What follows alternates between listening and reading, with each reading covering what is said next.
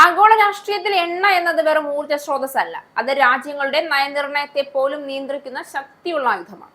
അത്തരമൊരു ലോകക്രമത്തിലാണ് ഇന്ത്യ ഇന്ന് അതീവ സൂക്ഷ്മതയോടെയും ആത്മവിശ്വാസത്തോടെയും സ്വന്തം ദേശീയ താൽപര്യങ്ങൾ സംരക്ഷിച്ച് മുന്നേറുന്നത്.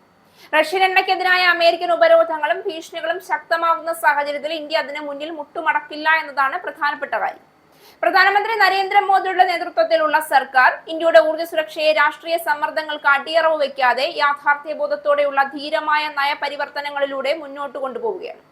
എല്ലാ കാലത്തും ക്രൂഡ് ഓയിലിന് വേണ്ടി ഇന്ത്യക്ക് വിശ്വസിച്ച് ആശ്രയിക്കാവുന്നത് ഗൾഫ് രാജ്യങ്ങളെയാണ്. സൗദി അറേബ്യയും UAE-യും കുവൈറ്റും ഉൾപ്പെടെയുള്ള രാജ്യങ്ങൾ. പശ്ചിമേഷ്യയിലെ പ്രധാന ക്രൂഡ് ഓയിൽ ഉൽപ്പാദകരായ ഇറാഖിൽ നിന്നും ഇന്ത്യ വൻതോതിൽ എണ്ണ ഇറക്കുന്നുണ്ട്. എന്നാൽ ഇതിനിടെ ചില മാറ്റങ്ങൾ വരുത്തുകയാണ് ഇന്ത്യ. റഷ്യയെ സാമ്പത്തികമായി ഒതുക്കുക എന്ന ലക്ഷ്യത്തോടെ റഷ്യയുടെ ക്രൂഡ് ഓയിലിനെതിരെ അമേരിക്ക ഉപരോധം പ്രഖ്യാപിച്ചിട്ടുണ്ട്. റഷ്യയുടെ എണ്ണ വാങ്ങുന്ന രാജ്യങ്ങൾക്കെതിരെ നടപടിയെടുക്കുമെന്നും അമേരിക്ക മുന്നറിയിപ്പ് നൽകി. ഈ സാഹചര്യത്തിൽ റഷ്യയിൽ നിന്ന് വാങ്ങുന്ന എണ്ണയുടെ അളവിൽ വലിയ മാറ്റം വരുത്തിയിരിക്കുകയാണ് ഇന്ത്യ. പകരം വെനസ്വേലയിൽ നിന്ന് വാങ്ങാനാണ് നീക്കം. പൊതുമേഖലാ എണ്ണ കമ്പനിയായ Mangalore refinery petro chemicals limited വെനസ്വേലയിൽ നിന്ന് എണ്ണ വാങ്ങുന്നതിന് ശ്രമം തുടങ്ങിക്കഴിഞ്ഞു. റഷ്യയിൽ നിന്ന് എണ്ണ വാങ്ങുന്നത് കമ്പനി പൂർണ്ണമായും നിർത്തിയിട്ടുണ്ടെന്ന് ഉന്നത ഉദ്യോഗസ്ഥരെ ഉദ്ധരിച്ച് റോയിട്ടേഴ്സ് തന്നെ റിപ്പോർട്ട് ചെയ്തു. ഉപരോധ നിർദ്ദേശം പൂർണ്ണമായി പാലിക്കുന്നുണ്ട് എന്ന് MRPL ധനകാര്യ മേധാവി ദേവേന്ദ്ര കുമാർ പറഞ്ഞു. ഇന്ത്യയിലെ പ്രധാന എണ്ണ കമ്പനികളെല്ലാം റഷ്യയിൽ നിന്നുള്ള എണ്ണ നിർത്തുകയോ വാങ്ങുന്ന അളവിൽ കുറവ് വരുത്തുകയോ ചെയ്തു എന്നാണ് വാർത്തകൾ. റഷ്യയുടെ റോസ്നെഫ്റ്റ്, ലൂക്കോയിൽ എണ്ണകൾക്കാണ് ഉപരോധം. കഴിഞ്ഞ ഒക്ടോബറിലാണ് അമേരിക്ക ഉപരോധം പ്രഖ്യാപിച്ചത്. ഇതോടെയാണ് ഇന്ത്യൻ കമ്പനികൾ മറ്റു വഴികൾ ആലോചിച്ചത്. Saudi Arabia, UAE, Kuwait, Iraq എന്നിവിടങ്ങളിൽ നിന്ന് 40% എണ്ണ MRPL ഇറക്കുമതി ചെയ്യുന്നുണ്ട്. കൂടാതെ സ്പോട്ട് മാർക്കറ്റുകളിൽ നിന്നും ക്രൂഡ് വാങ്ങുന്നു. വെനസ്വേലയിൽ നിന്നുള്ള എണ്ണ കൂടി വാങ്ങാനുള്ള നീക്കം വിജയിച്ചാൽ നേട്ടമാകുമെന്നാണ് കമ്പനി കരുതുന്നത്.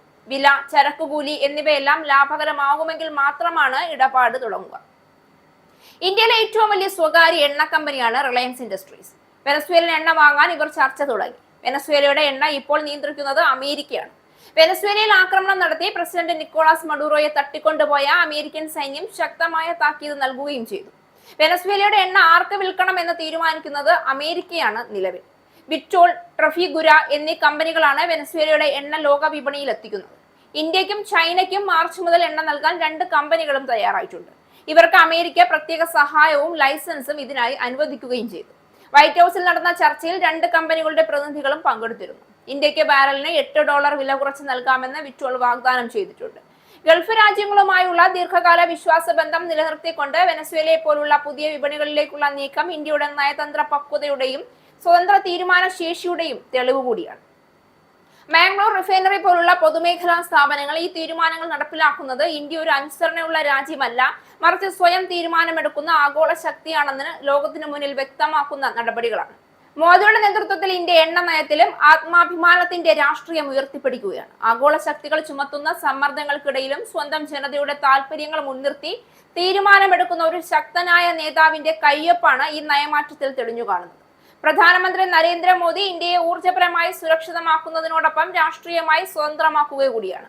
വെനസ്വേലയുമായി ഇടപാട് ആരംഭിക്കുകയും റഷ്യൻ എണ്ണയിൽ നിന്നുള്ള ആശ്രയം പുനഃപരിശോധിക്കുകയും ചെയ്ത നടപടി ഇന്ത്യയുടെ ദൂരദർശിത്വത്തിന്റെ ഉദാഹരണമാണ്. ഇത് ഇന്ത്യയെ ആഗോളവേദിയിൽ കൂടുതൽ ബഹുമാനത്തോടെയും ശക്തിയോടെയും നിലനിർത്തും. ഇന്ത്യ ആദ്യം എന്ന നയം വെറും മുദ്രാവാക്യമല്ല, അത് പ്രവൃത്തിയിലൂടെയും തീരുമാനങ്ങളിലൂടെയും തെളിയിക്കുന്ന ഭരണകൂടമാണ് മോദിയുടേത്. ഊർജ്ജ സുരക്ഷ, നയതന്ത്ര സ്വാതന്ത്ര്യം, ദേശീയ അഭിമാനം ഇവ മൂന്നിന്റെയും സംഗമ സ്ഥാനമാണ് ഈ എണ്ണ നയം.